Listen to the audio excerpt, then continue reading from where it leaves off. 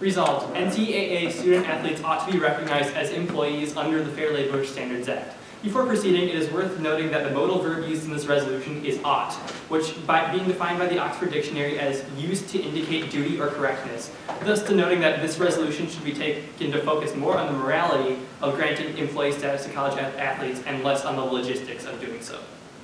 Proceeding, my partner and I affirm this resolution on the grounds of two contentions. Firstly, there is a moral obligation to grant employee status to NCAA student athletes, and secondly, employee status will dissolve the concept and requirements of amateur status.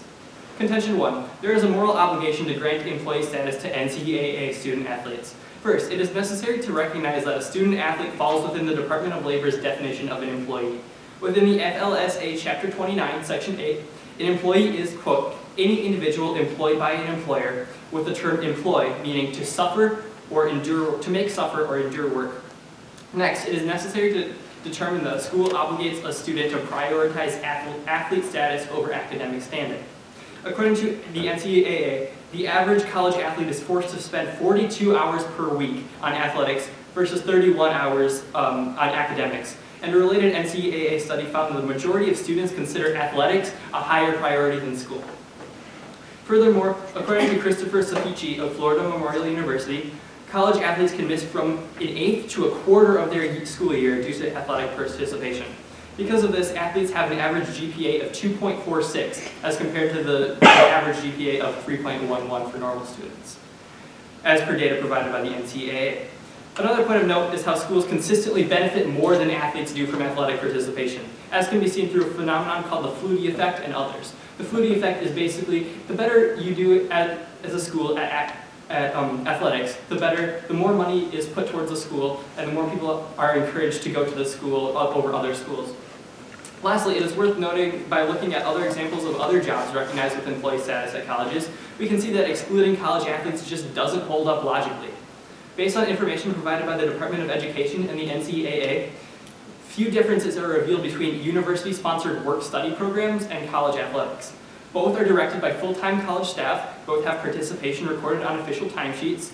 However, students of work-study are recognized as employees, receive minimum wage, and generate no revenue for the school, all of which are opposite to the treatment of athletes. To compound this, using information found in the Livers versus NCAA filing, college coaches can make excesses of $8 million a year, and ticket vendors and cashiers can make between $9 and $14 every hour, while the players may remain completely unpaid for their efforts. Contention 2. Granting employee status to NCAA athletes protects the majority of athletes. Again, based on numbers provided by the NCAA, a mere 30% of athletes are awarded athletic scholarships, and only 2% of NCAA athletes go on to play professionally. The remaining students, therefore, deserve rights and protections designated to other employees, namely the dissolution of amateur status and the rights to unionize. Being as the NCAA maintains a stance that it has no legal obligation whatsoever to protect players from head injuries, compensate players for injuries, or even death, the formation of a union would empower students to fight for conditions that would refavor their roles as students in order to secure a safer future for the remaining 98%. A union is a necessity amongst college athletes and would be a right should employee status be awarded. Aside from unionization, athletes would be able to benefit directly from the abolishment of amateurism, which in itself not only violates antitrust laws, but would enable athletes to operate legitimate occupations without risk of repercussions, and would be able to finally profit off their image, which would also eliminate corruption. It is for these reasons that we strongly urge a pro ballot. Thank you.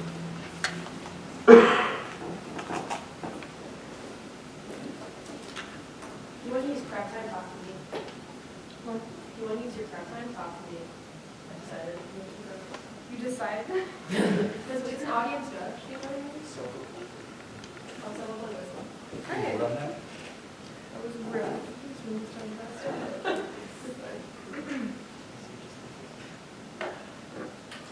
Okay, everybody ready? All right. Resolved. NCAA student athletes ought to be recognized as employees under the Fair Labor Standards Act.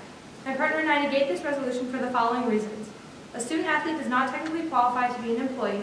Student athletes are already compensated, and these athletes use their time in college as career preparation. Contention 1. A collegiate athlete is not qualified as an employee. Although there is speculation about the true qualifications that must be met to be considered an employee, the U.S. Department of Labor has ruled on the issue that a student athlete may not be recognized as an employee under the Fair Labor Standards Act. It is stated in Chapter 10 of the Department of Labor's Field Operations Handbook, quote, "Schools may permit or require students to engage in activities in connection with dramatics, student publications, glee clubs, bands, choirs, debating teams, radio stations, intramural and interscholastic athletics. Activities of students in such programs, conducted primarily for the benefit of the participants as a part of the educational opportunities provided to the students by the school or institution, are not work, as contemplated under the FLSA, and do not result in an employer-employee relationship between the student and the school," end quote. Essentially, the opportunity for students to participate in athletics during their college career is for their benefit, not the benefit of the school. These activities do not qualify as work. Additionally, the Seventh Circuit ruled that student athletes cannot be called employees because their contributions are not considered work. The Seventh Circuit stated, quote, "Although we do not doubt that student athletes spend a tremendous amount of time playing for their respective schools, they do so, and have done so for over 100 years under the NCAA, without any real expectation of earning an income. Simply put, student athletic play is not work, at least as the term is used in the FLSA," end quote. Because student athletes are primarily considered students and not full-time or professional athletes, they should not be compensated as such. Contention 2. Student athletes are already compensated. While the argument is made that student athletes should be paid for their efforts in their athletic field, many fail to recognize that student athletes are already compensated to a much higher degree than any other students attending a college or university. The NCAA itself states, quote, "The average college student graduates with $35,200 in debt. Athletic scholarships offset these costs for student athletes. In addition, USA Today determined that a full men's basketball scholarship can be worth at least $120,000 a year, when factoring in goods and services," end quote. Student athletes are able to earn an education for a much lower cost than average due to their participation in athletics. This is a major form of compensation considering the primary purpose for any student to attend a school should be to receive an education. Additionally, student athletes receive added bonuses such as high-end apparel and gear for their athletic appearances. Contention 3. Student athletes' time in college should be seen as preparation for their future. The focus of a college education is arguably to obtain skills that will allow students to succeed in their future endeavors. This is the main purpose of college athletics and the majority of college activities, not to allow students to make earnings, but to allow them preparation for their future careers. The Seventh Circuit states, quote, "Student participation in collegiate athletics is entirely voluntary. Moreover, the long tradition of amateurism in college sports, by definition, shows that student athletes, like all amateur athletes, participate in their sports for reasons wholly unrelated to immediate compensation," end quote. College, for all students, is a time to gather skills and knowledge for their future field of work. The truth of the matter is that college students are amateur athletes. They are playing simply to be recognized and recruited by professional teams and organizations. This is one of the many benefits of being a student athlete, and another reason why student athletes should not be compensated as employees. Once again, my partner and I negate the following resolution. NCAA student athletes ought to be recognized as employees under the Fair Labor Standards Act. We negate this resolution based on the following three contentions. Student athletes cannot be truly defined as employees, student athletes already receive compensation, and student athletes should use their time as all college students do to prepare for their career. For these reasons, we urge a common vote.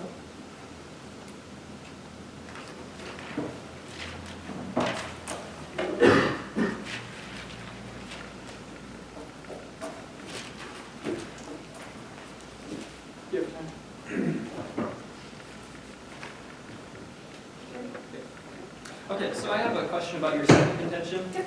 You stated that students are already compensated because they get scholarships which allow them to pay for college. But are you aware that only 30% of student athletes actually receive scholarships according to the NCAA? Mm-hmm. And I'd like to add to that point actually that there's other ways to consider compensation besides just scholarships. There's also a lot of valuable life skills and other kinds of things that these students get from playing in collegiate sports. So it's not necessarily all monetary, but there's a lot of benefits that they get, and that's the way it's supposed to be because it's just supposed to be a school sport, it's not a professional sport.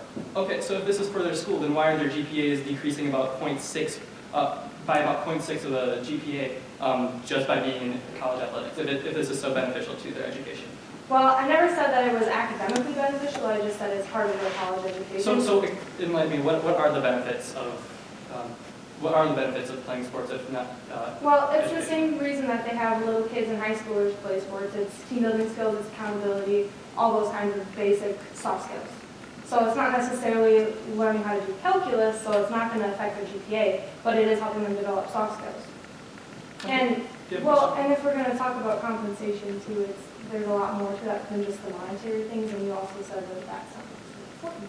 So we can move on. Okay. So in your first contention, you were talking about the Department of Labor's definition of an employee, which conflicted with mine, so I was wondering if you could clarify where that came from. Yes. I'm guessing it was just different. It was within the FLSA Chapter 29, Section 8. An employee is any individual employed by an employer, with the term employee meaning to make, suffer, or injure work. So this is from the FLSA. Okay, I thought you said it was from the Department of Labor. Was that a different? Well, the FLSA is a part of the Department of Oh, Labor. that's what you meant. Okay, because then we have the quote from the Department of Labor that also says that they specifically don't count as employees.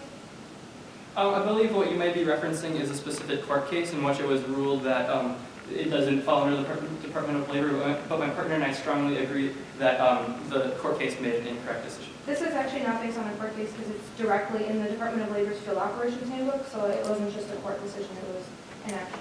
Regardless, my partner and I are saying that they ought to be recognized as employees because A, they benefit the schools much more than they benefit the people. We've described this with the Flutie Effect, in which colleges are able to earn much more revenue.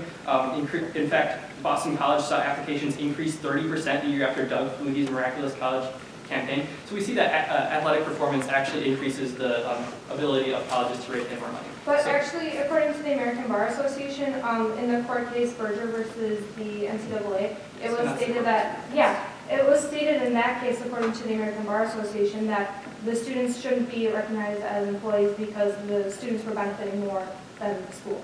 Yes, my partner and I strongly disagree with that. Thank you.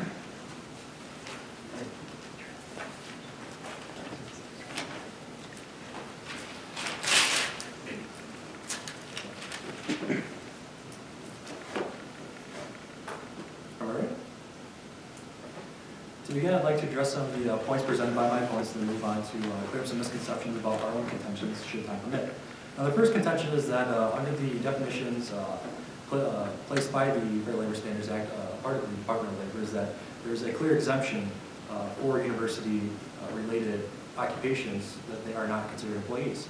Now, I have the entirety of it in PDF form copied on here, and I copied it into my Word doc, and I cannot find this clause, so I do not understand where they found this information from. But I'd also like to point out that the other part of this contention that they do not qualify as employees is based on the court ruling of the case of Berger v. National Collegiate Athletic Association. And the ruling on this was that they do not count as employees because there's a long-standing tradition of amateurism, and therefore these athletes willingly submit to the rules of the university, knowing that they won't be compensated because of amateurism. But I'd like to point out that this is a very circular argument, and that simply by stating that it's a tradition, this is the kind of conservative thinking that will more or less ruin the economics of college athletics. So by using the circular reasoning that because amateurism is a tradition and that these people submit to it, they don't recognize the fact that if there was a different scenario in which they're offered to either work for free under the university or if they're offered to be paid for their athletic contributions, 9 times out of 10, I'd be willing to bet they would take the payment. So what this basically says is that in order to break this circular logic, if you start paying an amateur employee, they're no longer amateurs. So the concept of amateurism would therefore no longer be relevant. So we believe that this case in itself is based in very loose reasoning, and therefore should not be used within this debate, as we believe that this ruling is false.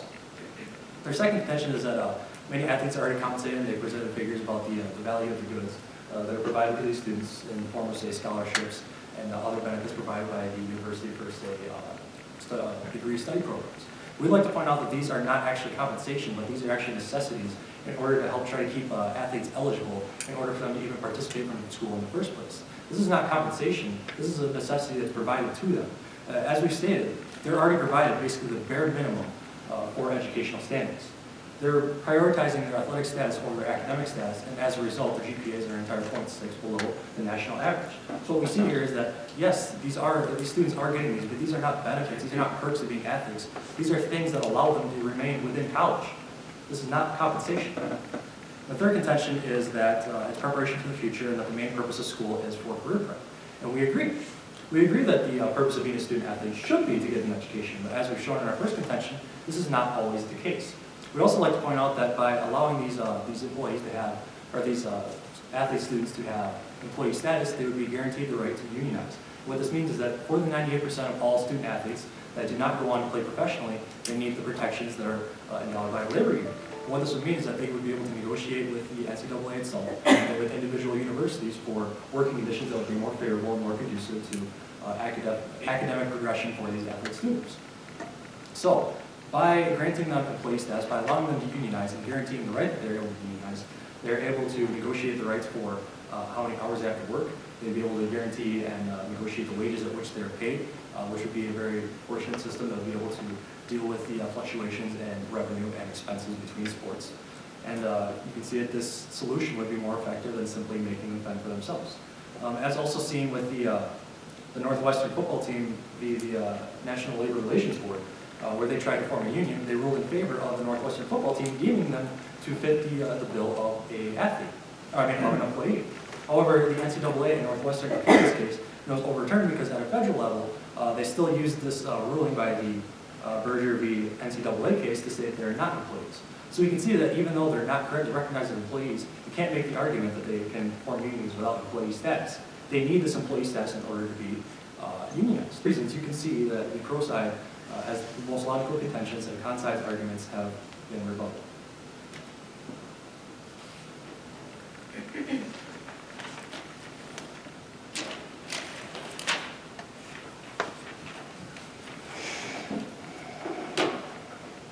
All right, is everybody set? Okay. I would like to begin my portion of today's debate by first going over some of my opponent's points and repeating those, and then I will go on to strengthen some of my own if time should permit. So primarily, my opponent brought up the point of moral obligation. And essentially, we bring this into question because moral obligation to them would be paying students. But this creates another moral question. Where will this money be taken from in order to pay these students? So because this is not a logical solution or a logical point to bring up, we don't find it to be ethical either. And we essentially found this moral obligation point to be somewhat irrelevant. Additionally, my opponents talk about athletes missing school. So we beg the question if athletes were paid, we beg the point if athletes were paid, it would prompt students to focus more on their athletics and less on school, and we don't see how this is beneficial in any way. Additionally, my partner and I believe that athletics are an activity, and as defined by the Department of Labor, athletics do not qualify as a type of work. They are an activity.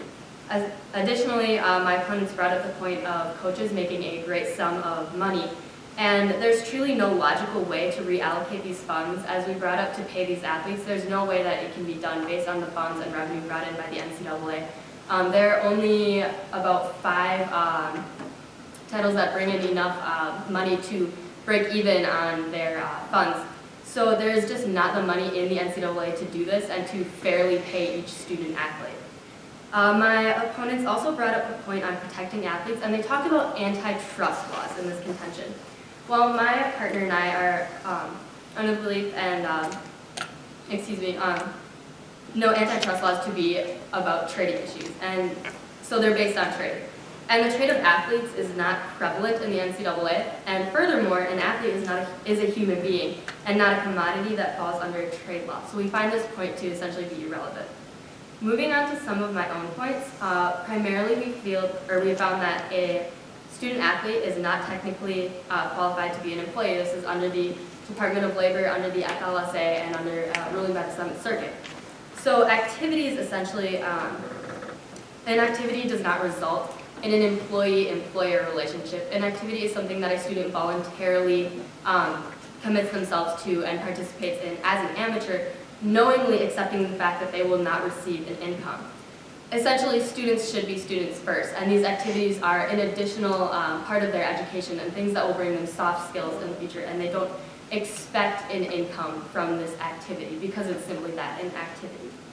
Additionally, my partner and I found that athletes are already compensated through the great amount of scholarships that offset large tuition costs for many student athletes. They're benefited far more than many other students are with these scholarship funds, not to mention other benefits of just being an athlete, paid travel and paid apparel and things of that nature.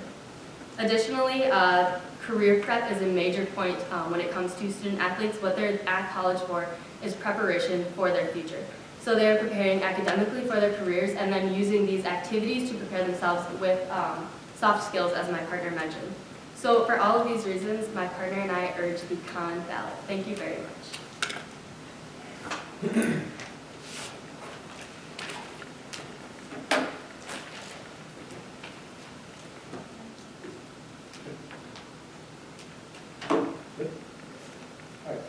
my first question to you is, given the factors that the NCAA has a cap on how many hours a team is able to organize for practice a week, being 20 hours a week, and being as employees are exempt, or athletes are exempt from overtime rules due to the seasonal and recreational establishment clause of the FLSA, how will this incentivize them to focus more on athletics instead of academics if they're not incentivized to work more? Right, we already know that these laws, this 20-hour limit, I believe it is, are already, they're not being followed by many athletic institutions. And we know that, and essentially we find that just incentivizing these athletes would prompt them to work harder. And that's not only just in their play and practice time, but time that they might spend on themselves, or time that they might spend by themselves just strategizing or working out on their own time to make themselves better for this competitive athletic world in which they can be. But you're under the presumption that this is a pay-for-performance, but it's just a pay-for-play model. What this means is that they can't actually pay beyond the 20-hour Right, model. but There's it's no a incentive to work competitive, beyond that. I understand that, but it's a competitive sort of activity in industry where students want to excel and be the best, and they don't want to be cut from a team. So essentially, this is prompting them to focus more on something that they can get paid for and something that they most likely enjoy more than their academics. That's not much different from the system we have now, wouldn't you agree? That I believe they it can't would have make their it worse. scholarship That's the rescinded. point I'm It would not make it worse. It's the same system. Anyways, you have a question? I do. So, actually, just kidding. It was on the same exact topic that you just brought up. So if you have another question. Okay. Actually, I do have a question. All right. Regarding antitrust laws. So can you define which antitrust law or just in general your definition of them? So the article I found was published in the Atlantic, and they cited the first section of the Sherman Act. Yep. Which stated that for any interstate commerce, which is what college and interscholastic athletics would count as, and the workers that make that function deserve due compensation. Okay. And I'm under the assumption that there's like trade involved in these laws. Is that okay? Those 3 minutes. Yeah. No, sorry, that was Okay. Oh, okay. So, is that anything that you found under your definition based on trade? Well, So, based on the like- definition of this interstate commerce, yes, if you're able to sell schools' jerseys or merchandise across state borders, if you're able to produce ticket sales in another state's say stadiums, this is Okay. interstate commerce, All right, which would fall under the Sherman Act. clarification. Okay, so you stated that it is not feasible to reorganize these funds in a way that it wouldn't be detrimental to the athletic or the academic institutions. Can you cite an example or? My partner does have, we do have some statistics on the current standings of the NCAA and their funds, so we can bring that up in another crossfire. Okay, so I guess my follow-up question to that though is, I know we're running out of time, but are you aware that a nonprofit requires that they don't run at a surplus anyways? That's why it seems deceiving that there's a deficit. Okay, and you bring up nonprofit because. Okay, I'll explain it. Okay.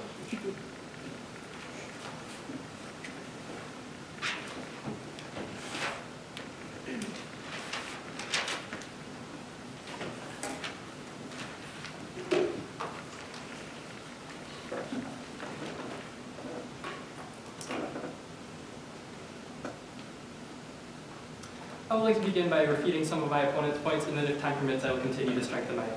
I would first like to acknowledge my opponent's first and third contentions, which can kind of be refuted with one main idea. Their first and third contentions were, The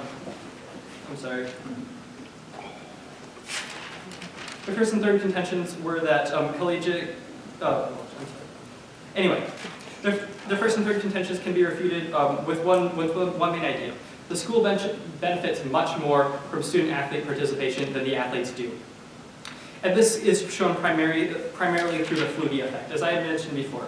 But essentially what this is that after athletic performance happens, after positive athletic performance happens, the revenue and the applications of a particular school increase significantly, along with the SAT scores. Georgetown saw a 45% increase between 1983 and 1986 due to basketball success. This basically means the better you do as an athlete, the more out there your school is, the more visible in the public sphere your school is, which means that schools are benefiting greatly economically from these athletes. Well, students are not benefiting economically from being athletes. Only 2% of the students go on to participate in professional sports, and none of these people are compensated for their efforts. This shows that because the schools are benefiting economically and the students are not, they should be classified as employees to be rewarded for their efforts. My opponents have also consistently stated that there's no logical way to pay for these athletes and that funding would have to be diverted, but this fails to grasp the concept of athletic programs. Athletic programs are made to operate at a loss. Colleges are nonprofit organizations. If they make profits off of their athletic organizations, they have to reinvest it into their athletic programs. So for example, you might be incentivized to invest $50,000 into a state-of-the-art athletic facility rather than paying your students. So we can see that money can be easily diverted from these expensive athletic programs to paying students. And for this reason, my partner and I strongly urge a pro ballot. Thank you.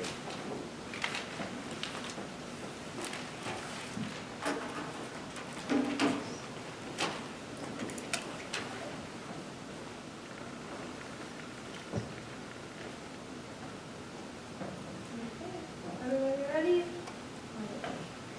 I'd like to use the beginning of my time today to first refute and clarify some of my opponent's points. One main thing that my opponents continuously bring up is this idea that all these colleges are benefiting so enormously from these sports. However, consider Division III sports. Division III sports would have to be included in this as well, as we're talking about changing this for the entire NCAA. And Division III sports really don't generate that much revenue for their schools. And Division III sports are not very often a reason for a particular student to choose to go to a school. They really don't benefit that much from the athletics, and we can see clearly from Division III schools that athletics are created for the benefit of the students. Otherwise, these Division III schools would have absolutely no reason to have these sports anyway. Another point that I would like to bring up is that they've mentioned a few times that the application of making these student athletes employees isn't necessarily important in the context of this resolution. But because we've made this an ethics debate, it's important to think about where all this money would be coming from and the likelihood that some of this money would have to come from other places because they simply don't have the funds. And according to the NCAA itself, only 5 of the 90 championships that they hold each year make at least as much money as they cost to run. So we can see that really there isn't money to be putting into paying these athletes, and it's going to be taken away from other things that will negatively impact other students, which is very important if we're going to make this an ethical debate. Another point I would like to mention is that my opponents brought up the 20-hour limit as part of the NCAA, and an important thing to think about with this is that money does talk, and money will have to be used still as an incentive to get higher level athletes, and therefore students could be more focused on these athletics in order to try to get raises or other monetary incentives. And for these reasons, my partner and I strongly encourage a con ballot.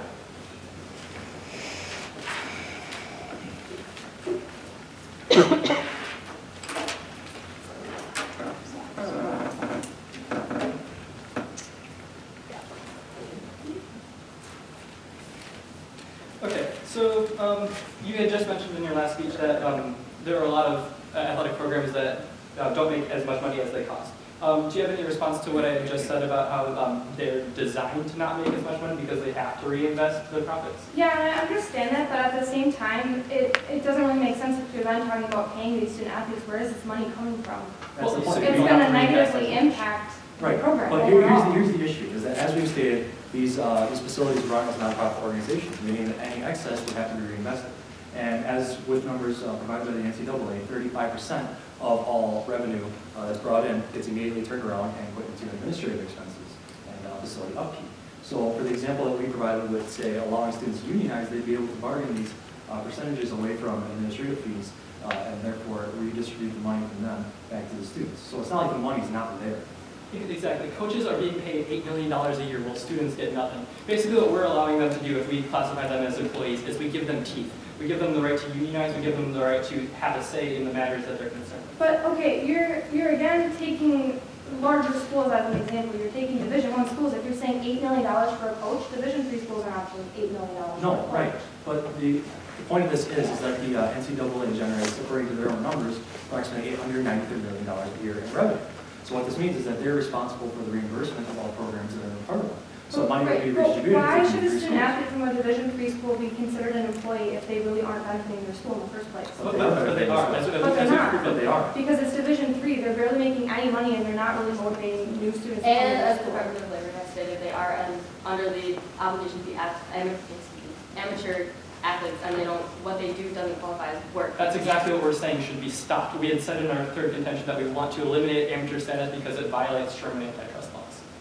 Like, we're saying that the amateur status is not a good thing. We need to get rid of it. But they have decided in multiple court cases, according to the American Bar Association, that the antitrust laws aren't necessarily applicable in the situation in the first place.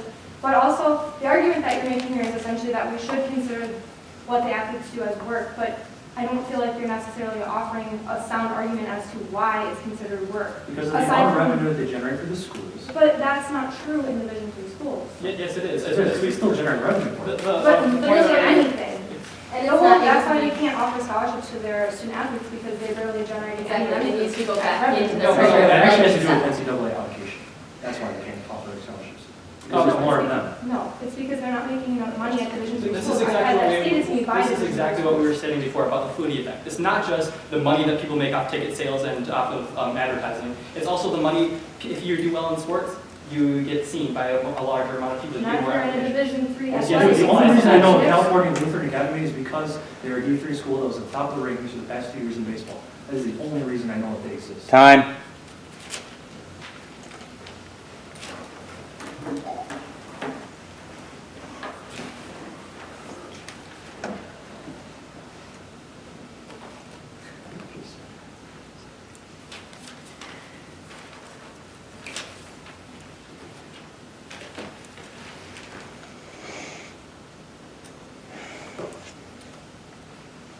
To conclude, I believe that we should go back to what we had stated in our first speech, and that this is a moralistic debate, and we should look at this as our employees, the same thing, functioning in the same way that a student athlete would.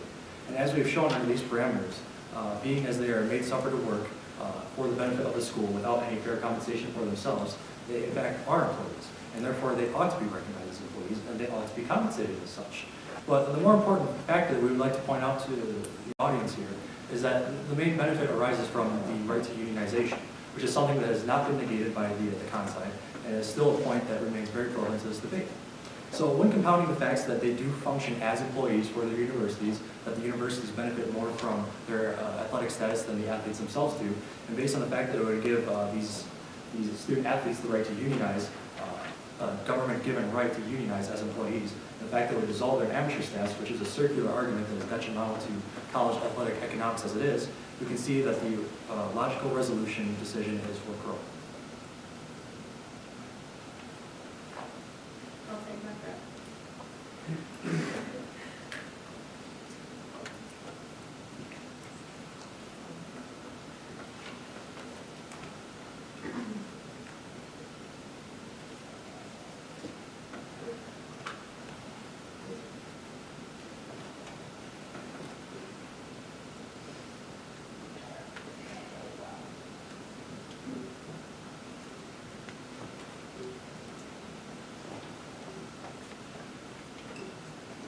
Thirty seconds used.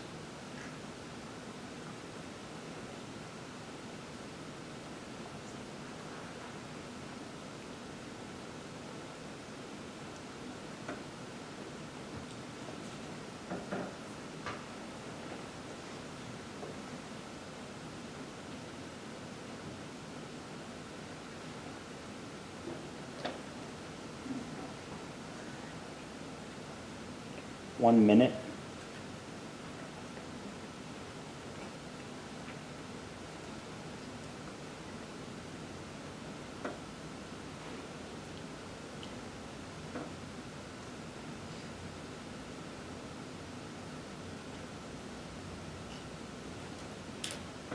And breath.